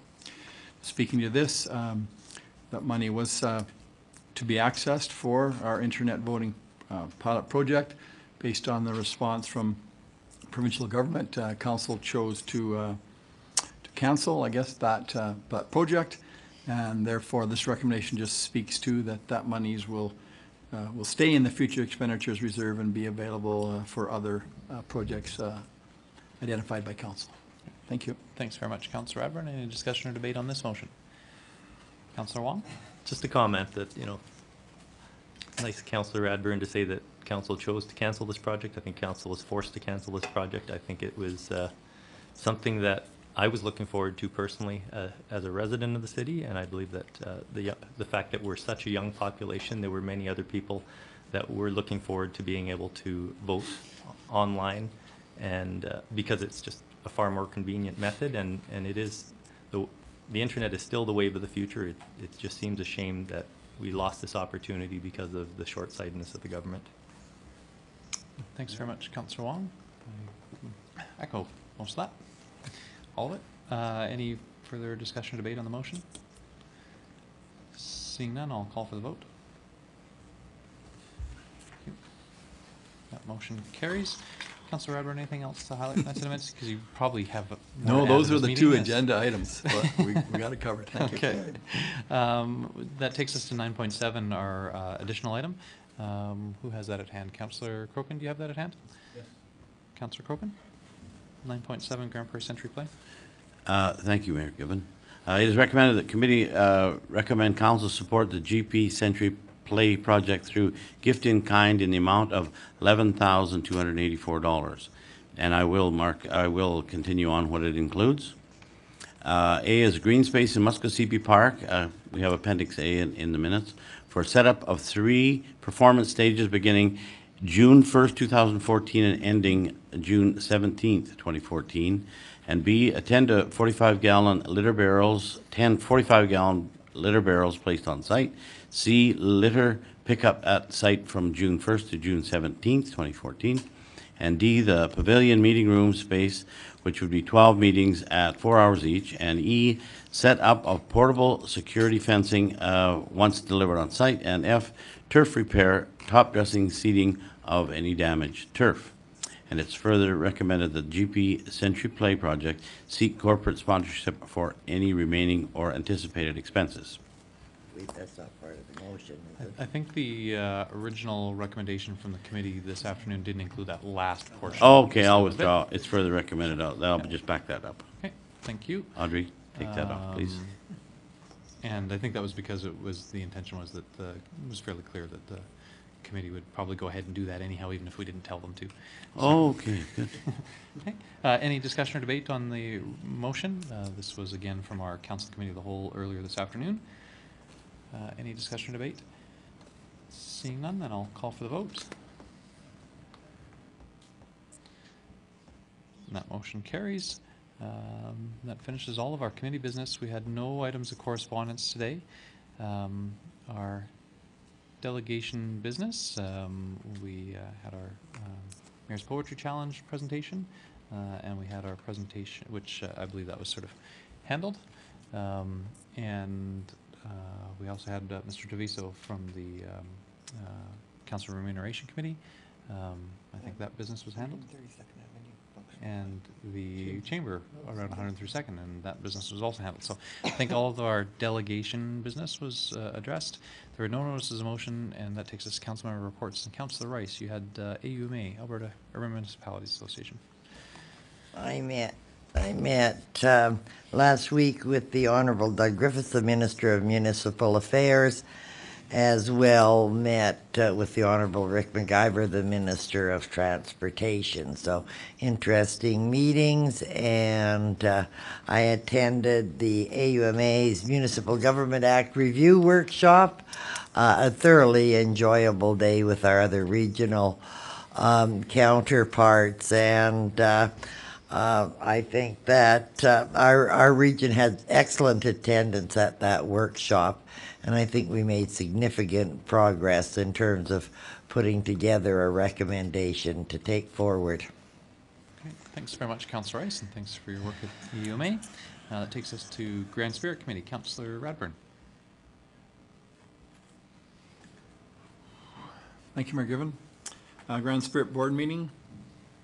We had the audited financials report for 2012. Good year financially. We're I guess we're in solid footing. Grand Spirit Foundation 2012 annual report. This is a draft, but each of us will be getting one here soon. We did some policy revisions. We did approve a letter being sent to the minister looking for another 8 of our units at Wild Rose Manor to be receive LAP funding. Only 107 out of 115 qualify at present, so we're looking to get support for the other 8 units. And we had some highlights from the budget review. We talked about priority investments. We'll focus on the regeneration and renewal of government-owned and supported social housing and senior lodges. They're looking at the senior lodge program, looking at the funding. They'll consider some additional funding, but they're doing a renewal review, first of all. And the rent supplement program, again, was a reduction in the budget to reflect present, I guess, spending in that area.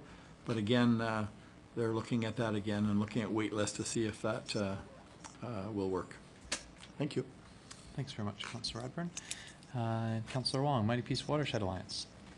Yes, thank you, Mayor Given. On Friday, March 22nd, the Mighty Peace Watershed Alliance held an annual general meeting in Peace River. There were 2 official presentations that were done by outside sources, one from the Energy Resources Conservation Board on hydraulic fracturing, and one from Cows and Fish on riparian areas. We added a couple new board members to the board of directors. We also reported on the 22 public open houses across northern Alberta. I wanted to say that the volunteers and staff had done a really great job keeping everyone informed about the progress to date.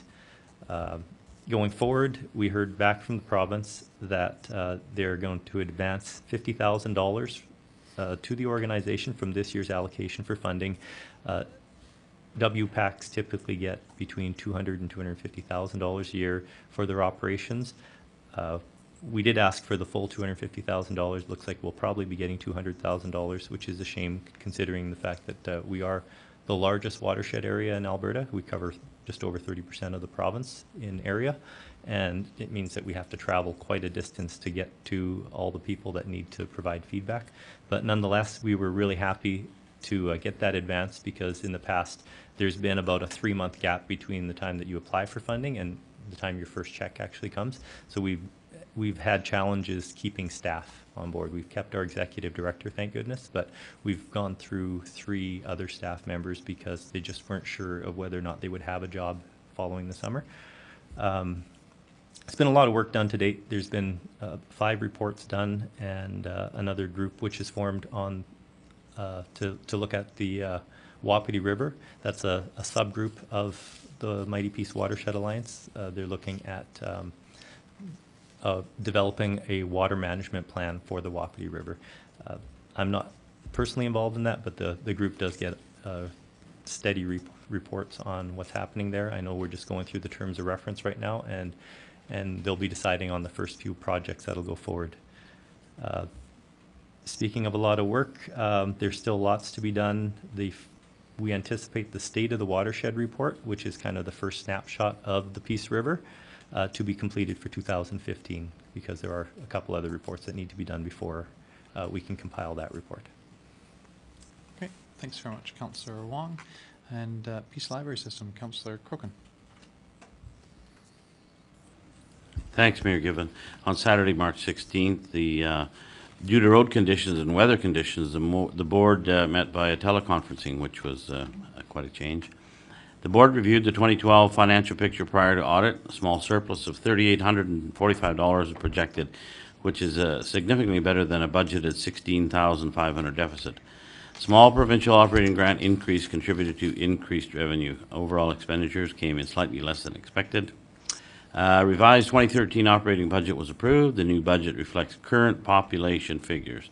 Revised grant projections and adjustments to some expenditure categories.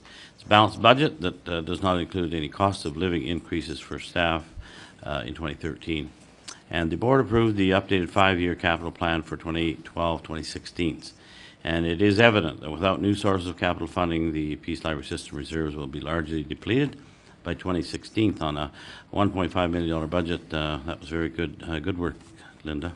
That's my report. Thanks very much, Councillor Crokin. And Councillor Wong, I think you get the last word on council member reports, and then you could start us off on council roundtable when you're finished with the Wapiti Corridor Plan Group. Sure. I had another annual general meeting. It was held on Tuesday, March 26th at the Tech Center. About 40 members of the public attended to get an update on the multi-use plan and to vote in the new board of directors.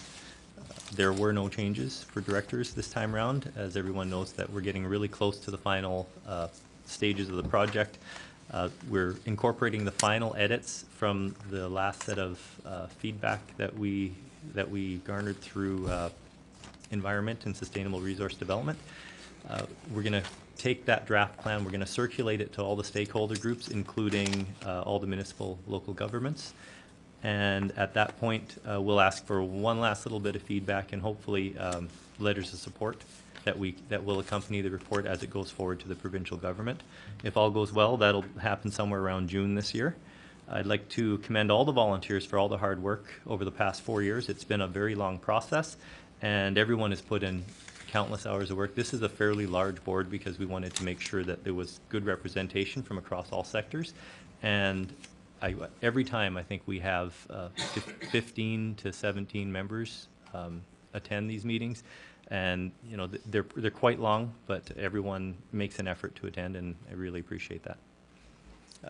Now for my roundtable report, I'll keep it fairly straightforward and short.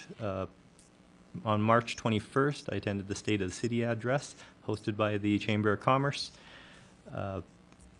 Also that evening, there was a volunteer appreciation event for public members that serve on city committees. Just want to say thank you to all those public members for all the time that they serve. Again, these are volunteers that they don't get paid for their work. They just want to contribute to their community, and they do an excellent job at that. March 25th, we had an information exchange meeting with the Downtown Association. I thought that was a really great exchange. We had an opportunity to just share information back and forth in an informal setting. Tuesday, March 26th, AUMA hosted a zone meeting to provide feedback on the province's Municipal Government Act review. This is a really important piece of legislation. I think the comments were that it gets updated once every 50 years, so it's really important that municipalities provide the appropriate amount of input. We had people all the way up from Mackenzie County come to Grand Prairie to provide their input, and there's going to be a few more of these around the province to allow municipalities to get input. Then AUMA will form a position paper, and they will represent us. The City Grand Prairie's position, I thought, was very well stated. by Mayor Given at the event. Basically, I'll give the short version. Basically, Mayor Given said that the MGA needs to be modernized to reflect how people currently live and work in Alberta. I think that's a great message. I think that's a message that needs to be shared with other municipalities across Alberta so that we can get their support. Obviously, the current system isn't working great for all municipalities, and modernization means that maybe we do need to, if not blur, but erase those borders that are really just imaginary lines on a map. Thank you. Thanks very much, Councillor Wong. Councillor Radburn, around your way. Thank you, Mayor Given. March 21st, I attended the State of the City address, so congrats and thanks to Mayor Given for his excellent presentation on our behalf.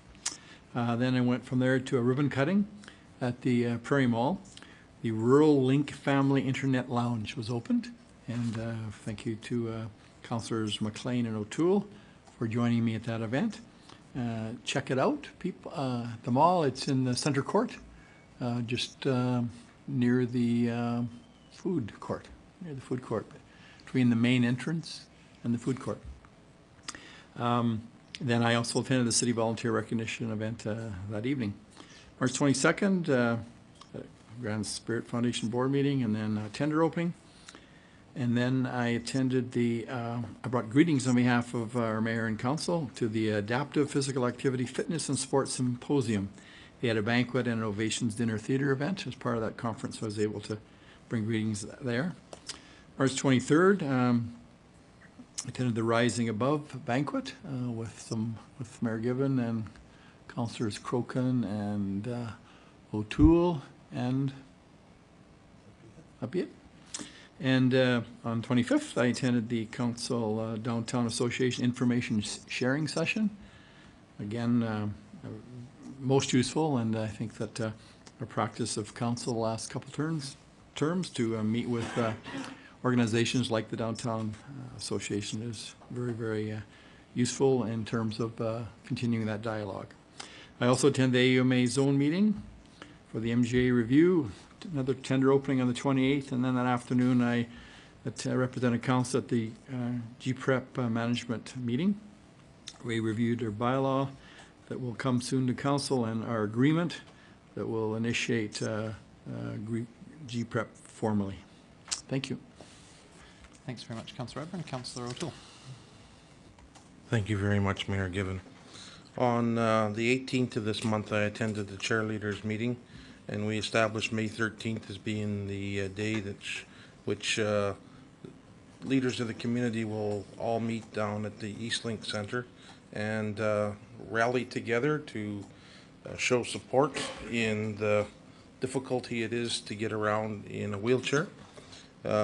After that event at the Eastlink, we will be going to the Prairie Mall and having a meal, and I can proudly say that it's been sponsored. There'll probably be approximately 50 to 60 people at that event, and then we will distribute people, leaders throughout the city, and do some challenges.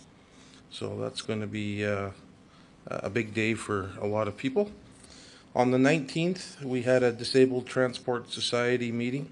We introduced new person on the board, Carol Ann Rutberg. It was an interesting day. We got news at that particular time that we got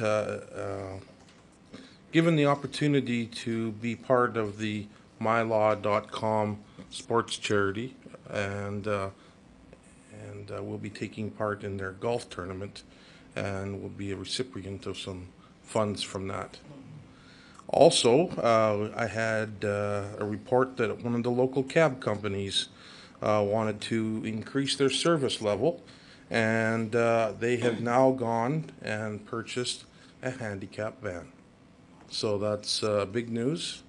And since that situation has taken place, a second cab company in town has expressed interest in also getting a handicap van. So that's also really good news. On the 20th, we had a combative sports committee meeting We met out at the tech center to meet with the person in charge, the promoter. We looked at the facility, kind of give our 2 cents worth of what we'd like to see, and it was a very good meeting with the tech center staff, the promoter, and the commission. So, on the 21st, I attended the State of the City address, and a very good response from a lot of the public that were attending there. Shortly after that, I went to the Rural Link Family Internet Lounge, as Councillor Radburn had just mentioned. And after that event, I also attended the Volunteer Recognition Award for the city committees. On the 22nd, Friday, the Herald Tribune had their 100th anniversary celebration, and I spent a little bit of time there in the evening, and it was neat to see some of the old photographs being shown on the wall, and also some of the past staff describing some of their funny moments, interesting times, and over the past few years where changes have been made. Also, they had older newspapers from the 60s and 70s on display, and it was just nice to see some of the concerns of the community and some of the pricing of food and vehicles in that time period. On the 23rd, I attended the Rising Above banquet. This would be my 3rd year that I've attended this, and never before have I seen a cheesecake sell for $670. No, I did not buy it, but it did sell. And numerous pieces of fudge sold for over $200, so that was a good fundraiser event for those people. On the 25th, I attended the Downtown Association City Council meeting, and once again, I'd like to highlight that it was a good joint meeting where we could discuss many items of the city and the future of in the future years.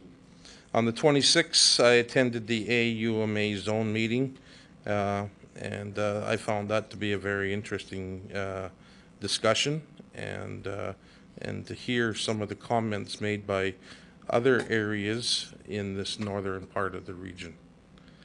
On the 27th, I chaired a municipal government day, and it was our first meeting for this year regarding Municipal Government Day, and we come up with the name of 99 Years and Counting. A lot of the staff have some good ideas. It's going to be a little bit of reconfiguration on how we normally do things down at Muskosipi Park, but it'll be more of the same and a little bit more enhancement than past years. Just want to remind everybody that last year we did win the AUMA award for hosting the Alberta Government Day in Grand Prairie. And what else? On the 29th, I attended the MMA event weigh-in, and it was held at Mad Hatter's, and good attendance. Most of the competitors made it on time. There was a few that got waylaid, but good turnout, good attitude towards the event. And on the 30th, the event took place. It was held out at Evergreen Park at the Tech Center. Excessive Force was the promoter. Darren Cliff is the promoter.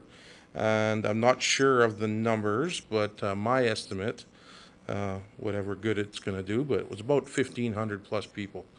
That's a lot of people. They all enjoyed themselves. They all ate well, and good comments after the event from the promoter, thanking us as a commission for doing a fantastic job, and that's nice to hear. Earlier in the day, I watched the cranes go up at the hospital new grounds, and also the cranes at the 100th Avenue Bridge take apart some of the bridge work. Thank you very much. Thanks very much, Councillor O'Toole. Councillor Corcoran. Thanks, Mayor Given. I got a couple of, because I missed last council.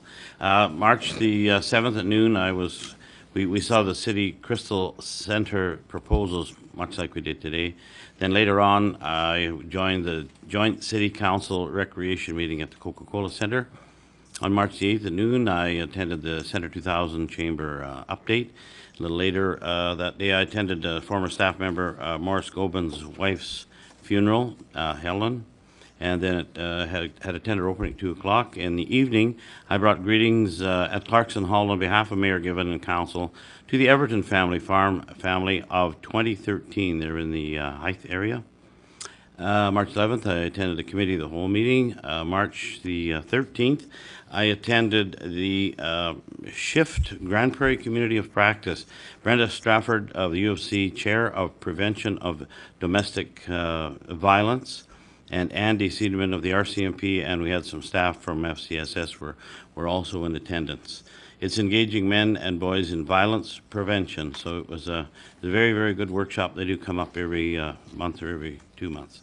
Then on the 15th, East Coast Garden Party kickoff at Duke's, thanks to Justin Elliott and the fellows at Duke's. On March 16th, I already said I was at Peace Library meeting. March 17th, 18th, I was in Edmonton at the AMDNC convention, and I was representing the city there. And I just want to quickly quote from the main speaker, the Honorable Doug Griffiths. He had 4 principles, he said. 1 is there's only one taxpayer. 2, the revenue is from the same source. 3, there's long-term competitiveness. And 4, there's no us versus them. We're all Albertans. So he's convinced that I'm sure there's going to be something in the MGA rewrite that's going to address some of those concerns. On March 20th, I also attended another funeral for Byron Johnson. He's celebrating of his life, and he was one of the first stages in Grand Prairie that had live music. And Emerson Drive, of course, a very popular band, had a tribute by television, and Dwayne Steele was in attendance. Later that night, I attended the Old Timers Banquet at 5 Mile Hall. 21st, again, of course, the mayor stated the city address. It was very good. And later, the volunteer recognition at the museum. And I think it was the biggest turnout I've ever seen. It was really well attended, and the food was excellent. I had some food there, too. And then Friday, the 22nd, I also attended the 100-year celebration of the Daily Herald Tribune at the Holiday Inn. And they had, like Fred had put in his column, that there was roses to the humongous wings. I have never seen wings. I think they got to be from turkeys. And when you say that there was old Herald Tribunes around there, you know what? I found one back from I think it was 30 something, and there was a picture of Helen Rice in it. And then the 23rd, I also attended the Rising Above Banquet and Fundraiser at the Paradise Hotel. That was a great event, packed house, 400 or some people there. Then 25th, committee of the whole meeting, and again with the Downtown Association later that night. Thanks again, Helen. That was very good. On March 26th at the Pomeroy Inn, I also participated in the Zone AUMA's their position and input on the upcoming MGA review, and it was really good to see that we're all actually in step. March 30th, I also attended another one of our business people's father passed away, Mr. Peter Safri's, his dad, Mohinder Singh Safri. And I'd also like to share, I'm sure, all of our condolences to the Ralph Klein's family who lost their father and husband, and we lost a great premier. And that's all, Mayor. Thanks, for Councillor Crokin. Councillor Rice. Not much left to say. I attended the Daily Herald Tribune's 100th anniversary, but greetings on behalf of the city. Very delightful reviewing some memories of the past several years. I attended the John Howard Tabineau's appreciation luncheon prepared by their students. Very interesting, great job. I want to say congratulations to the city for, and I guess Greg in particular, the city is a finalist in Venture Magazine's Best Workplace, finalist in overall Best Workplace and Health and Safety. I think that's very exciting, and congratulations. I also want to give my congratulations to Doug Renwick of Aquaterra. Doug was the recipient of the Alberta Water and Wastewater Operators Association Gerald B. Samuel Award for 2012 Operator of the Year. This is the first time the award has been given to an operator in the Grand Prairie region since it was introduced in 1984. And I guess it's pretty much recognized around the province that Doug Renwick is dedicated to ensuring that the 70,000 people in our service area receive clean and safe drinking water. So highly important, and congratulations to Doug Renwick, and that's all I have. Thanks very much, Councillor Rice. So I'll try to go through fairly quickly. Wednesday, March 20th, I attended a Sport Council Steering Committee meeting. On the 21st, of course, I was at the State of the City. I was in front of a bunch of folks. I saw many of you there. It was a pleasure to present on behalf of City Council and sort of highlight over the course of the term how our strategic plan has worked out for us and how the efforts of this council over the last 3 years have been a result of that strategic plan. Later that day, we were at the volunteer recognition event, and I was pleased to be able to recognize city volunteers. On the morning of March 22nd, I had an opportunity to meet with Energy Minister Ken Hughes, who was in the city. He was meeting with a number of industry and other stakeholders, and a chance to raise again the concern that the City of Grand Prairie has about the high distribution charges that impact our ratepayers, our energy ratepayers in the north, particularly northwest, in the ATCO service areas, more significantly than other areas of the province.